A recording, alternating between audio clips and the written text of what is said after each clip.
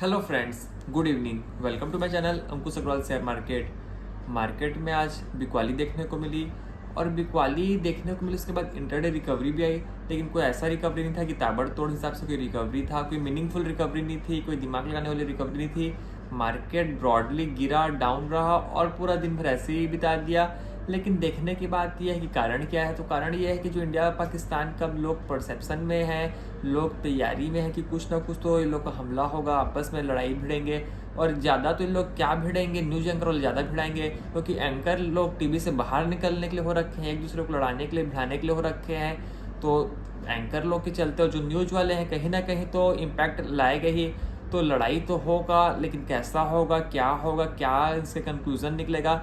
लेकिन for the moment के लिए तो मार्केट बोला कि हम पहले डिस्काउंट कर लेते हैं, बाद में डिस्काउंट नहीं करेंगे।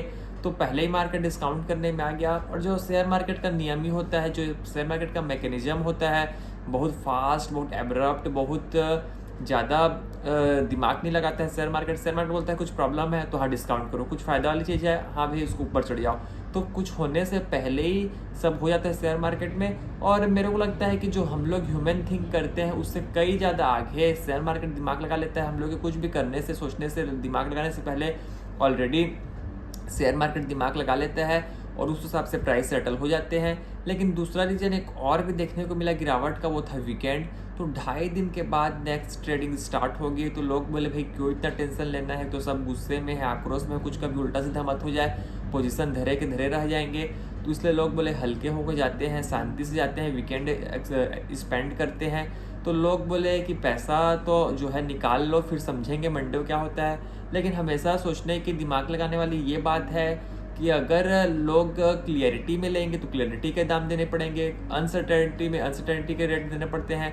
तो मान लो अभी कुछ प्रॉब्लम है, अगर मार्केट गिरता है कि भाई ये होगा वो होगा, तो प्राइस भी लो मिलेंगे। लेकिन मार्केट क्लियर हो जाएगा, लोग क्लियर हो जाएंगे भाई अब इसके बाद कुछ नहीं होगा, तो फिर क्लियरिटी के प्राइस देने पड़ेंगे जो कि ऑलरेडी हाइक हो जाएगा। ये सब चीज़ मार्केट में चल रही है। लेकिन अब देखना पड़ेगा कि रिजल्ट का क्या होगा। तो रिजल्ट अब आ रहे हैं और आए जा रहे हैं, एक साथ आ रहे हैं। अभी लोग एनालिस्ट भी नहीं कर पा रहे क्योंकि इतना ज़्यादा रिजल्ट आ रहे हैं डेली। तो एक्सिस बैंक के रिजल्ट है, तो एक्सिस बैंक के रिजल्ट में रिजल्ट रहा टाय फिर कोई दम नहीं रिजल्ट में। तो रिजल्ट में कोई दम नहीं, तो शेयर भी कुछ ज़्यादा डाउन नहीं हुआ, 3-4% ही कितना डाउन हुआ शेयर, क्योंकि ऑलरेडी इतना डाउन है तो कहाँ से डाउन होगा। तो डाउन होने के लिए भी तो जगह चाहिए। और कोई सा भी, किसी का भी कोई जीरो नहीं होता है। तो वही बात है कि रिजल्ट कैसे भी आएंगे, ऐसा नहीं हो सकता कि धड़ाम से गिरेगा और गिरते चले जाएगा।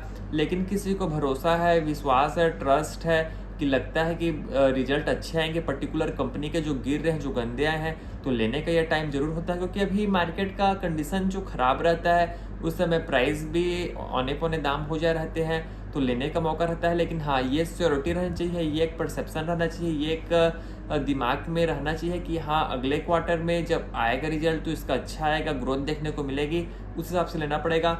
उस बीच एक खबर निकल के आई, लोग बहुत हा हल्ला किए, भाई कराची स्टॉक एक्सचेंज नहीं गिरा, हमारा मार्केट गिर गया। लड़ाई होगा तो पाकिस्तान से ही तो होगा, तो वहाँ के एक्सचेंजेस क्यों नहीं गिरे, वहाँ के जो इंडेक्स थे वो क्यों नहीं गिरे। तो उसका सीधा सीधा आंसर ये है कि वहाँ किस लिए गिरे, क्योंकि वहाँ के तो ऑलरेडी गिर चुके हैं। तो कितना गिरेंगे वाली बात है, शेयर मार्केट तो ऑलरेडी डिस्काउंटिंग कर लिया है। उसी बीच मारुति का रिजल्ट निकल के आया। तो मारुति का रिजल्ट में सेल्स ग्रोथ आया 5.9% का, वॉल्यूम ग्रोथ आया लगभग 3% का। तो मार्जिन में भी प्रॉब्लम देखने को मिला, क्योंकि जो अदर एक्सपेंसेस थे, ऑपरेटिंग जो मटेरियल के कॉस्ट थे उसमें प्रॉब्लम देखने को मिला, सैलरी लोगों को बढ़ाना पड़ा, वेजेस में प्रॉब्लम आई। तो सबको देखते हुए मारुति का भी जो मार्जिन था उसमें इम्पैक्ट आया। और जो उसका मारुति का पीई है, तो मारुति का पीई फॉर द मोमेंट के लिए 25 टाइम्स में है। तो लोग बोलेंगे भाई 25 टाइम्स तो अट्रैक्टिव लग रहा है देखने में। लेकिन जो यूएस में है, जो यूरोप में है, ये सब जो ऑटो स्टॉक्स हैं उस कंपनी के 5-7 टाइम्स में बिक रहे हैं। तो उस हिसाब से कंपेरेटिवली हायर साइड में है पीई। लेकिन इंडियन के ब्रॉड कॉन्टेक्स्ट में देखें तो पीई में ठीक है। लेकिन सबसे बड़ी प्रॉब्लम ये है कि मारुति इटसेल्फ मार्केट है, 50% ऑन करता है मारुति पूरा कार सेगमेंट को इंडिया का।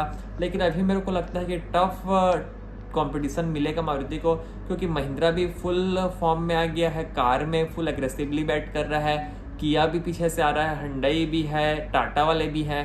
तो मारुति को बहुत तगड़ा कंपटीशन मिल रहा है। और अगर समझें कि ग्लोबल मार्केट के हिसाब से तो टेस्ला भी आ रही है। टेस्ला से तो मेरे को नहीं लगता खैर ज़्यादा इम्पैक्ट पड़ेगा, क्योंकि जो टेस्ला की टोयोटा गाड़ी है जो कि सबसे लोवेस्ट एंड में है वो लगभग $20,000 की है। मतलब ब्रॉड कॉन्टेक्स्ट में देखें तो 17 लाख की गाड़ी है, तो वो मारुति की तो 17 लाख की तो अपर एंड की कार हो गई।